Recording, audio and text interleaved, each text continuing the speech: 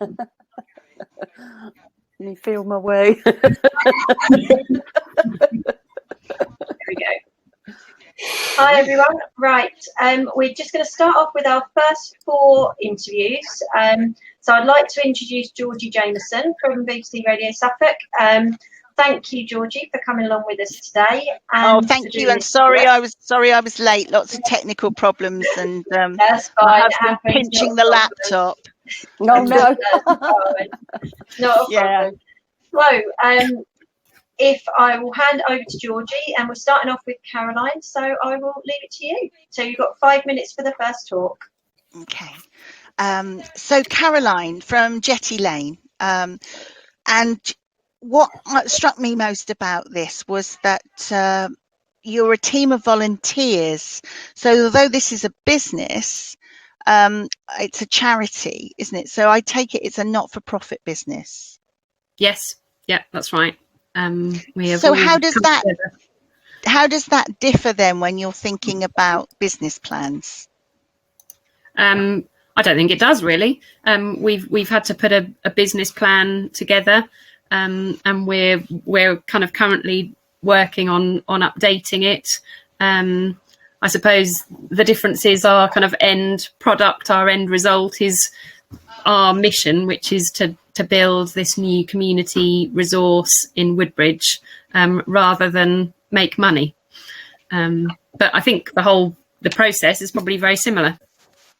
So you still approach it in that way. It's just that you're not looking to make money personally for the business. Yes, we're not looking to make money at all. We're just looking to break even.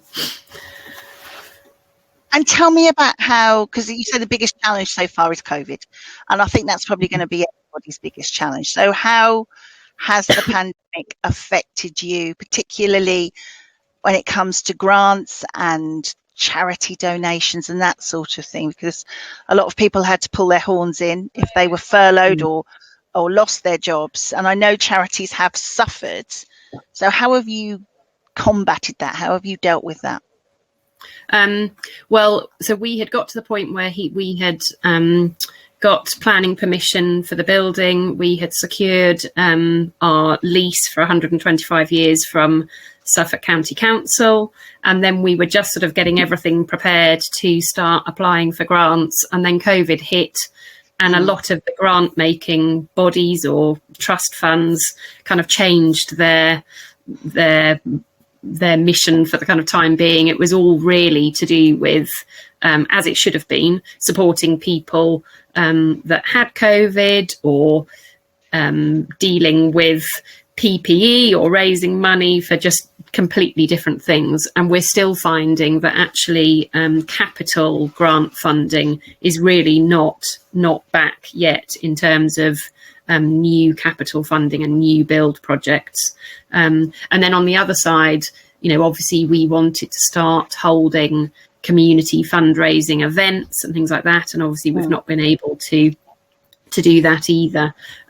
So we've kind of kept things ticking over on site. We were given a couple of converted shipping containers that have now created space that's usable on the site, and they're now rented out.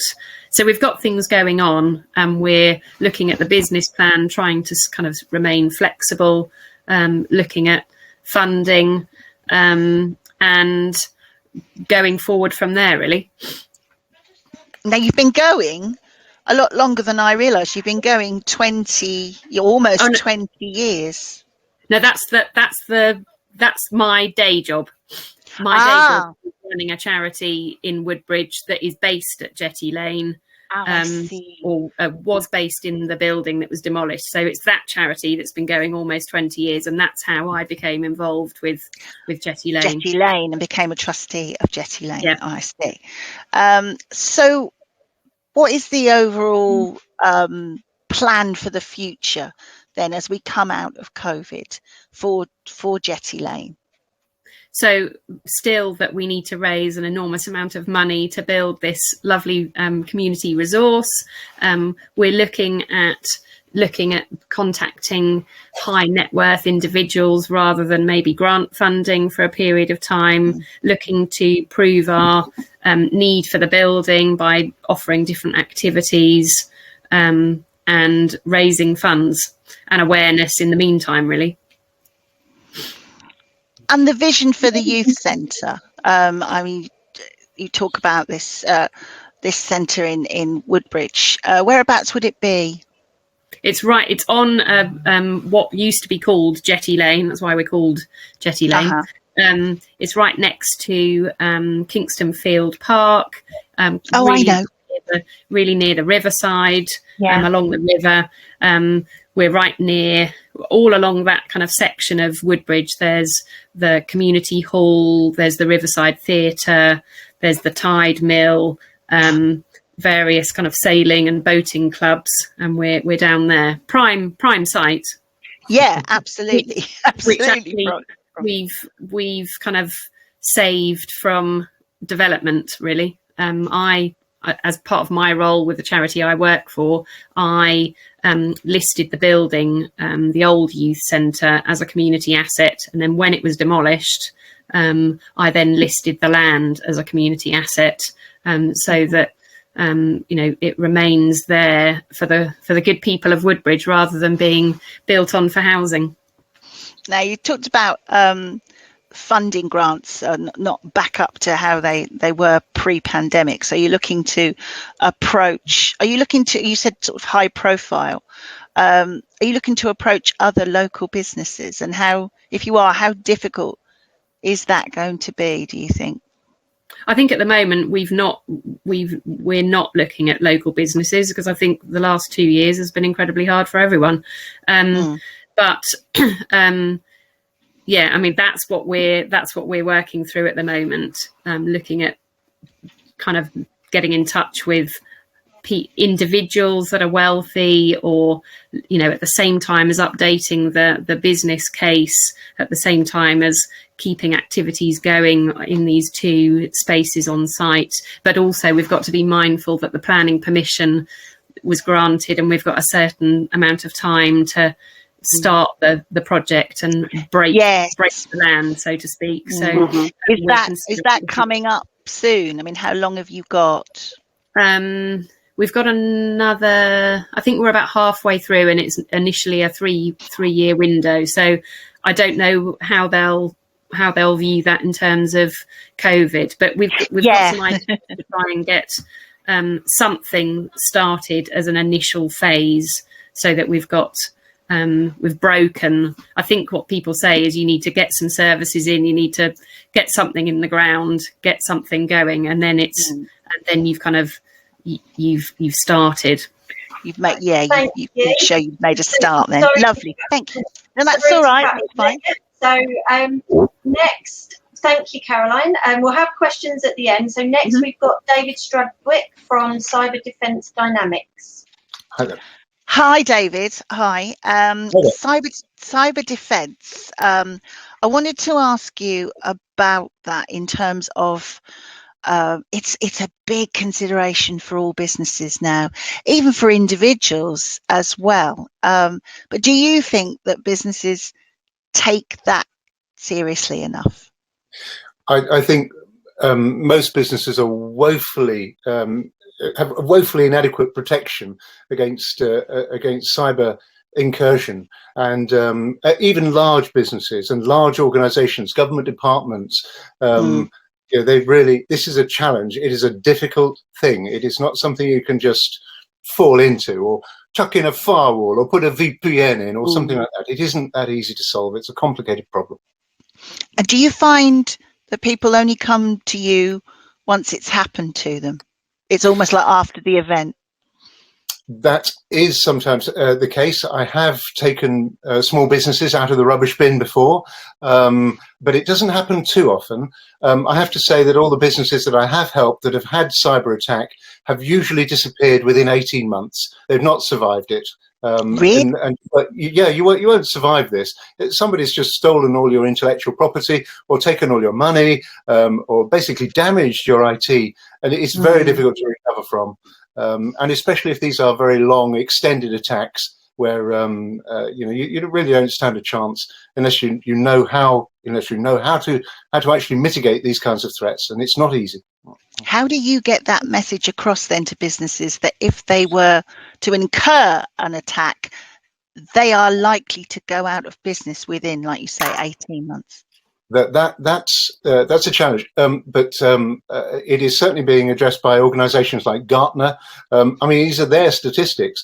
Most businesses that suffer cyber attack, especially serious cyber attack,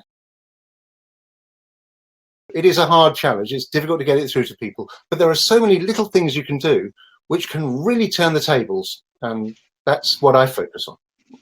So do you tend to focus on small to medium enterprises, or are you looking to help larger companies who could just lose it all? Well, this is the thing. I have recently had dealings with a large organisation, a $1.5 billion turnover organisation, who had absolutely no IT security in place at all, and they thought they were okay. Similarly, you're dealing with government departments, UK government departments, who are already very capable, but they know they need to raise the level of their game. So they bring in specialists who can help, who take a fresh perspective on things. And so it doesn't matter. The reason I'm working with ISSBA and the Chamber of Commerce is that nobody's really looking after the smaller companies. And how do we address cybersecurity for a smaller company that may not even have an IT department? It's a tricky challenge. So we're trying to address that. Yeah, absolutely. Why would a cyber attacker want to focus on a small to medium business?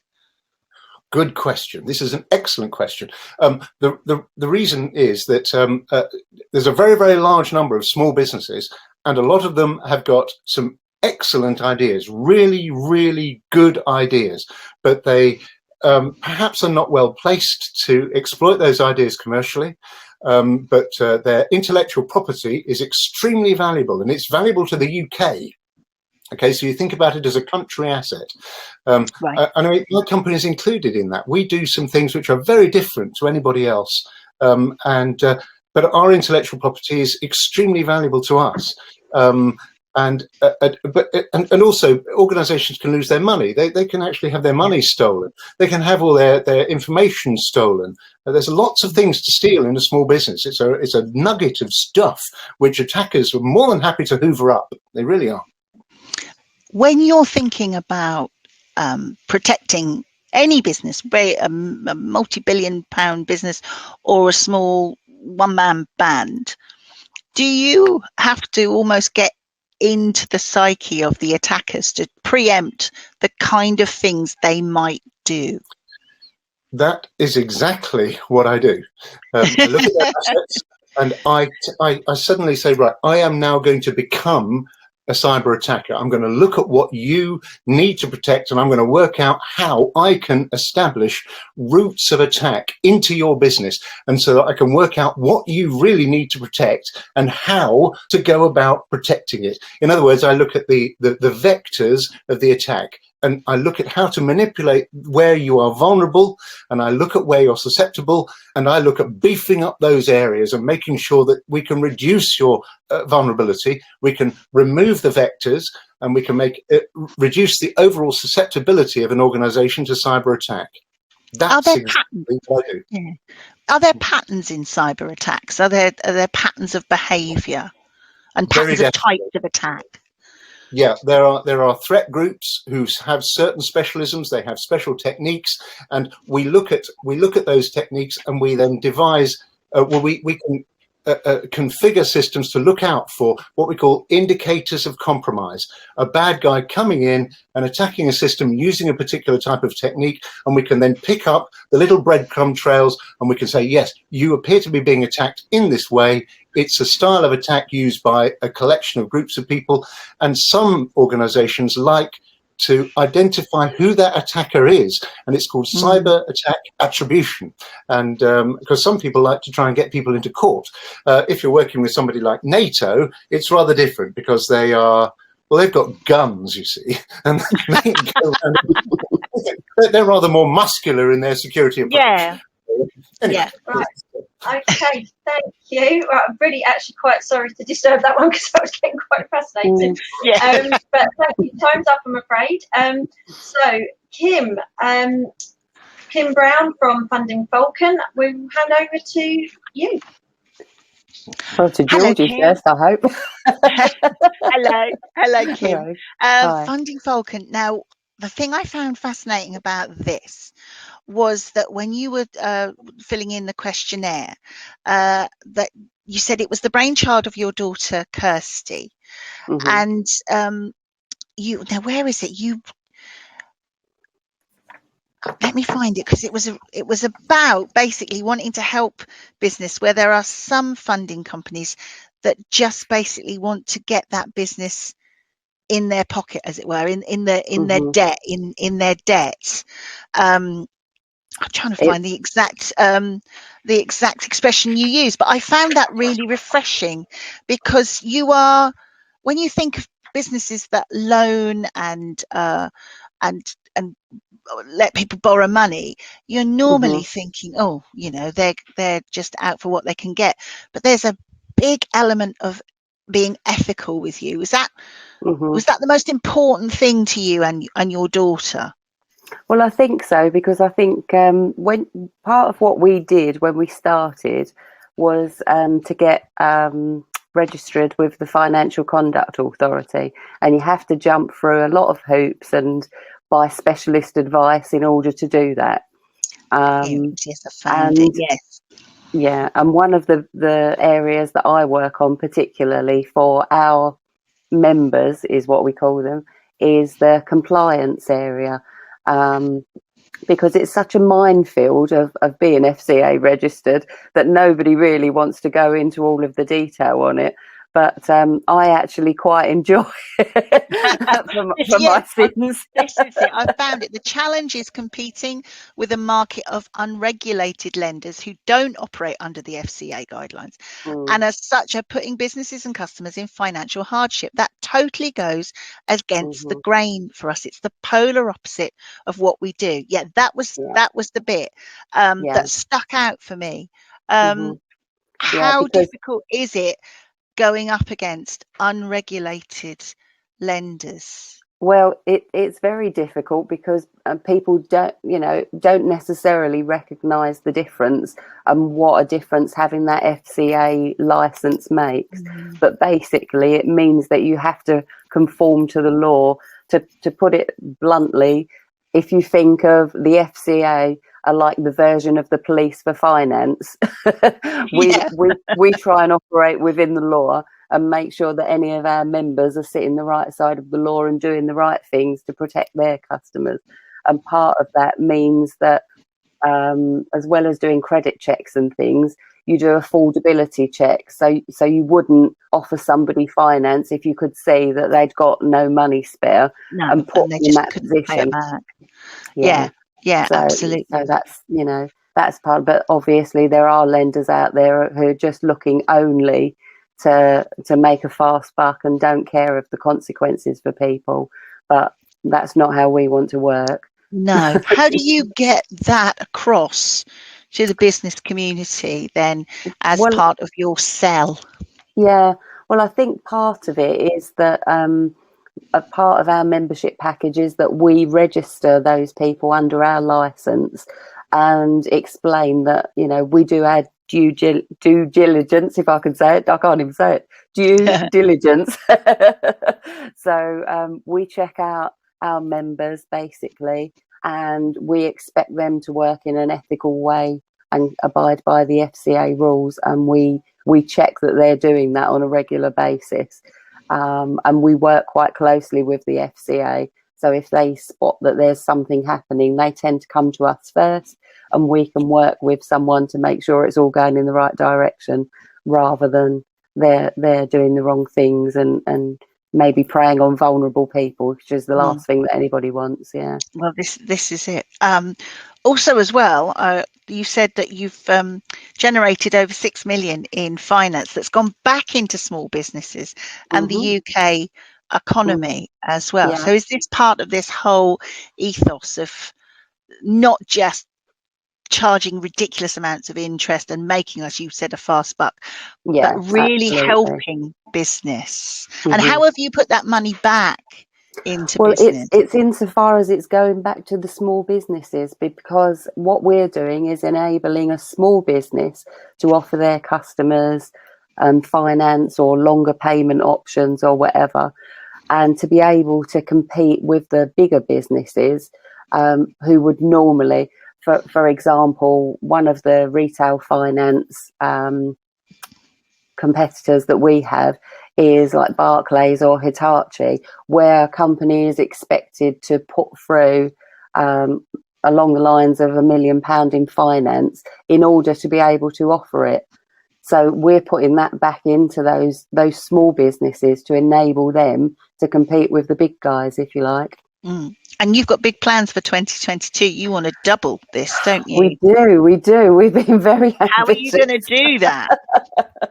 Oh dear. Well, as I said, my daughter is the co-founder, and she is very good with technology. So she's constantly finding ways to enable us to offer more services to, you know, our consumers or our members.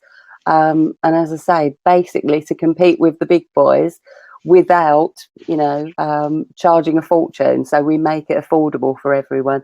So really just by growing the number of people that we're looking after. That's and offering more services. And offering more services. Mm-hmm. Do you find that businesses are nervous about borrowing money? I would say, obviously, you know, there's no doubt that COVID has had an impact, but we're starting to see some confidence coming back now, which is really great. I think people are now feeling more robust and starting to feel like if they're still here now, that they're going to be fine. They're coming out the other side. It's time to move forward and get those big plans going. And I think that's why we're seeing, you know, the jobs market is expanding. People are having problems recruiting because it's almost like they've been held back, and now they've got that zest for life coming back, and they want to go for it. They want to go for it. Lovely, Kim. Yeah. Thank you. Thanks. Okay, you're right. welcome. And okay, so last up on this half is Roger. So Roger Bartram, BMS Imaging. I'll leave you with Georgie. Thank you Hello, very much. Roger. Hello. I've Georgie. interviewed you before, haven't I? You have, yeah. Sorry. Yes. No, it's absolutely fine. Absolutely fine. The thing about photography is, and I think I will always ask this now, is that cameras are so sophisticated. Cameras on phones are incredibly sophisticated. How do you offer something that the man on the street thinks they can do themselves? Well, everyone's a photographer, and there are a lot of industries where people kind of think they can do it, and they can to a degree. But we have the experience of knowing what the colours should look like, what the products and various things should look like, how to light it as well. There are a lot of photographers around now who are not lighting the products. They think Photoshop does everything, but there's still, you know, no substitute for getting it right in the first place. So I think that's where we win. We've been doing it the company's been doing it for 60 years. I'm still busy. So you kind of like to think that we're doing it correctly. So well, yeah, you have. The company has been going an extraordinarily long time. So yes. You must have seen, you personally and as a company, so many changes in photography. How do you keep one step ahead as to what's coming next? It's like any business. You have to embrace the new technology or new techniques or new methods. I find them exciting. I quite like discovering the new ways and the new methods.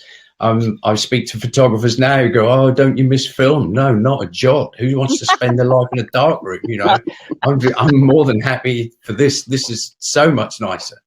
And yeah, I just, you know, technology is exciting and steps forwards are exciting. And with us, we implement it within our own business, but we also see it in our customers' businesses as well. So you get swept along in it, and it's great fun. You mentioned Photoshop earlier as well, and that's I think to my mind, there's been the digital photography, and then cameras on phones, and then Photoshop as well. Yeah.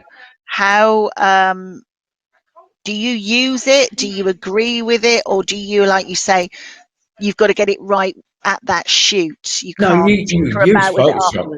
No. Photoshop is the second tool. I mean, the first tool is the camera and the lights, is the photography. The only difference now is the way the image is processed. In the past, it was shot, lit, whatever, and then developed through chemicals, and away we went. Now I simply plonk my digital camera, which has a different back on it, which is now a digital back rather than a film back, and shoot. And I just look at the shot. I don't look at the camera. But I can see it immediately on a screen, which used to be a sheet of Polaroid film back in the day. You know, you'd shoot that as a test shot, and you can do things now with images. For instance, I was working a job the other day where the interior of the place was nice, but the view through the window was rubbish. It was, literally was the bins, you know. So I've got a few photographs and things, and you blur them up and cut the window out and put just an image that might be a scene through any window outside. And whereas before that was a major problem, you know, prior to Photoshop, but now it's just a simple fix. So it's just a tool. It's just a tool for the job, really. Have you found that the things that you photograph, or that has changed over the years, that the kind of jobs that you get asked to do? I mean, I remember there was a time when it was all portraiture, you know, and people would sit for portraits, but is it more commercial stuff now? It's always been commercial stuff. I had a meeting around one of the tables earlier, and I gave an example of why I don't photograph people so very often. But no, our business is commercial. They move about and blink, don't they, Roger? Yeah, no, it's not. There's more than that. I can't repeat that here. But no, finger wagging. No, it's the products are, well, they're newer products, but they're still products, and they're what people want to sell, and that's where the area we work. But now we're not photographing them for a paper printed brochure or leaflets. It's for it's for the website, and it's for web shops. That's the huge market. I mean, I have photographed so many chicken coops and bird feeders this last year, you wouldn't believe it. And cardboard boxes. I mean, I've now picked up a client who make cardboard boxes for web shops to pack their stuff in to sell it out. And the progression from that is I now work for a company that makes the machines that packs the cardboard boxes on the production line for like Amazon and stuff. And you know, and they develop these things so that now in the past where you used to get, you'd buy a pair of earrings and it'd come in a box fit for shoes. Now these machines, they used to have to be set up for a size of box. Now these machines can read the box and package it up as it comes down, you know, and it's like all these developments are going on. In fact, during lockdown, this cardboard box company, the card engineer, made a robot, the Wall-E robot, the kind of number 5, whatever he's called.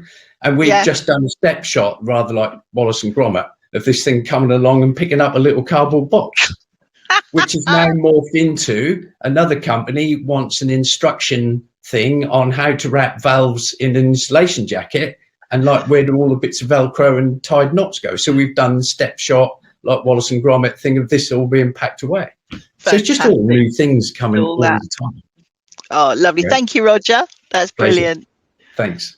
Brilliant. Thank you. They were all really, really interesting and all quite different, which was really nice. So thanks for that. And thanks, Georgie.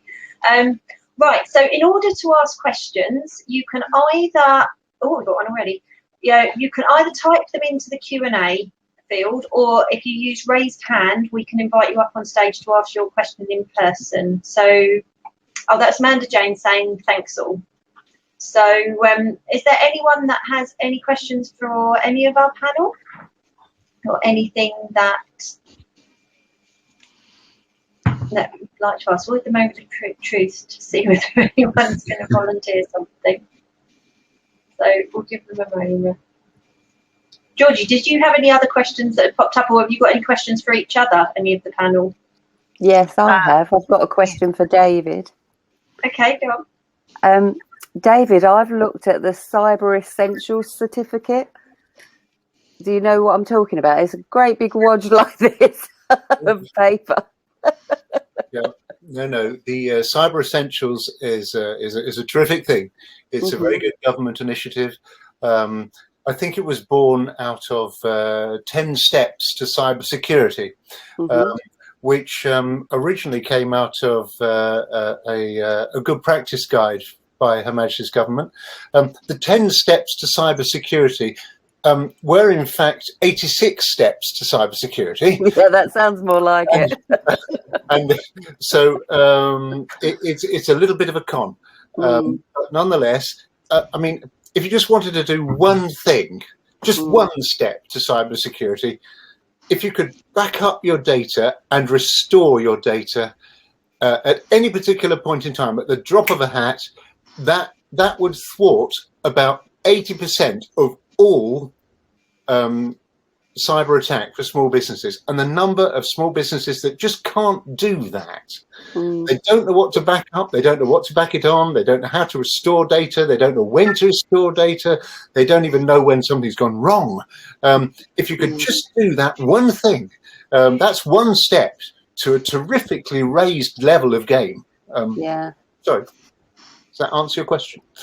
Yeah, I think it does, because I looked at that and I started to plough through it, and I just thought, when am I ever going to have time to do this? Exactly. It's not easy. No. You know, don't let anybody tell you this is easy. It's like performing your own brain surgery. It's best to bring in the specialist, really. I mean, quite honestly. Have a go. I mean, no, don't have a go. Your own brain surgery is a bad idea. Thank you. Thanks. Roger, you were just waving. Did you have a question? Oh, you're muted. I was just waiting. My wife, she brought me a cup of coffee or something. Where's ours? I was the one thing I was going to say where you mentioned there that we don't know the answers in small businesses, often with certain things and things that are going on. It's not the question we don't know the answers. We don't even know the question to ask, because we are, cook, bottle washer, the lot in our own small business. So there are so many things we don't even know. So with someone like yourself coming along and creating awareness, that's just got to be good. That's right. And I mean, we don't want to scare people to death, but there are some very, very simple, straightforward techniques which you can apply. You do not have to be a brain surgeon or a cardiac surgeon or anything else. It's just actually step back and say, what do I really, really need to protect? If this whole thing went kaput tomorrow, what would I really need to be able to pick up the pieces again? And that's kind of what I focus on. It's usually my first question. Obviously, it's much, much more difficult when you're dealing with a government department or a major operator like Carillion or somebody like that. I mean, where you've got thousands of things to look at, and there's loads of assets and a very, very complex picture to look at, but you've still got to break it down. And it's a lot easier to do it for small businesses. It really is. Yeah. Thank you. That's good news. Amanda James just said that obviously, as we all are, we're very glad to have Jetty Lane as our Charity of the Year for ISSBA. I also just wanted to point out, it's just occurred to me as well, that for those of you that don't know, if you go onto the Charity of the Year page on the ISSBA website, you'll see a link. If you wish to make a donation, it will take you through to their page where you can do that. So obviously go on, have a look and see a bit more about what they do as well, which would be lovely. Right, we've literally only got a couple of minutes left for this session, and I've just thought of something really, really quick, and it probably just like a 2-word answer from everybody. What piece of advice would you give to a younger person that's looking to go into your field of work? Well, start while you can afford to starve. It's Good one. hard work because David? you will be self-employed. In my business, you will be self-employed. So if you're young enough to be able to start. That's more than 2 words, so that's Yes. cheating. So I haven't eaten yet. 2 words. Get trained. Oh, good one. Yep. Qualified. Get qualified. That's even better. Yeah. Yeah. Okay. Kim?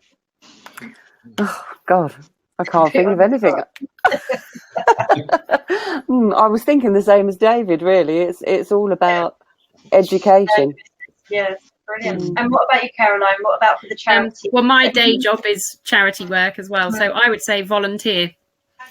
Good one. Yeah. Good. Cool. Brilliant. Good one. Okay, right. Well, thank you all for taking part, and thank you again, Georgie, for doing this half. No we'll have worries.